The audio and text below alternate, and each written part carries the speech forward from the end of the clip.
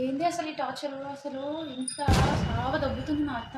అది ఇచ్చే పొద్దుగల 5 గంటలకు లేవమని చెప్తుంది. దిమాగ్ ఖరాబ్ చేసి పెడుతుంది. అయినా దీనికి నేను టైంకి తిండి పెట్టా, టైంకి మెడిసిన్స్ ఇయ్య, అయినా ఇస్తలేదు. నేను ఏదో ఒక రోజు నేనే చంపేస్తా, ఇది మాత్రం పక్క. ఫోన్ చేయబడింది వీడు, ఏడ చచ్చిండు. ఫోన్ లేపి సావడెందుకు? అరే ఫోన్ లేపనికి ఇంతసేపు అయింది, ఎప్పటి నుంచి ఫోన్ చేస్తున్నాను నీకు? మీ అమ్మ నన్ను ఇంట్లో పనంతా వేసి వంట చేయమని చెప్తుంది. ఏం నేను ఇట్లా ఏమైనా పని మనిషినా?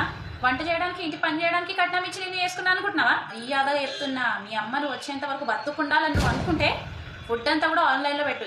అదే నీళ్ళు అడిగారు కదా, నీళ్ళు తీసుకోండి. ఇంట్లో పని అయితే చేస్తాను అత్తయ్య. ఓకే ఇదిగోండి నీళ్ళు తీసుకోండి, మీరు తీసుకోండి అత్తయ్య, పర్వాలేదు, అడిగారు ఇందాక. తీసుకోండి, తాగండి తీసుకోండి అత్తయ్య. ఏంటత్తయ్య మెడకేదో రాసుకుంటున్నారు? ఏంటి మెడ నొప్పి ఉందా? జెండు బాబు రాసుకుంటున్నారా? జెండు బాబు ఎందుకు అత్తయ్య, నేను ఉన్నాను కదా, ఒకే ఒక్కసారి ప్లీజ్ నొక్కనివ్వండి అత్తయ్య. లేదు నిజంగా నేను బాగా నొప్పుతాను పీక్క. ఇంకోసారి మీకు మెడ నొప్పి రాదు, గొంతు నొప్పి రాదు, ఏం రాదు. ఒకే ఒక్కసారి బాబు రాసుకోకండి, వేస్ట్. నేను నొక్కితే కనుక ఒకే ఒక్కసారి మీ నొప్పి అంతా మాయమైపోతుంది అత్తయ్య. సీరియస్గా చెప్తాను, ఒక్కసారి అత్తయ్య.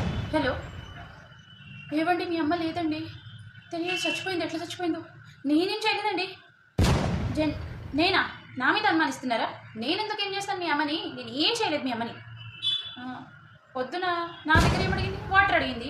వాటర్లో కొంచెం నేనేం కలపలేదు, వాటర్ అడిగింది. ఉత్త వాటర్ ఏం తాగుతుందని చెప్పేసి కొంచెం ఫినాయిల్ కల్పించాను అంతే.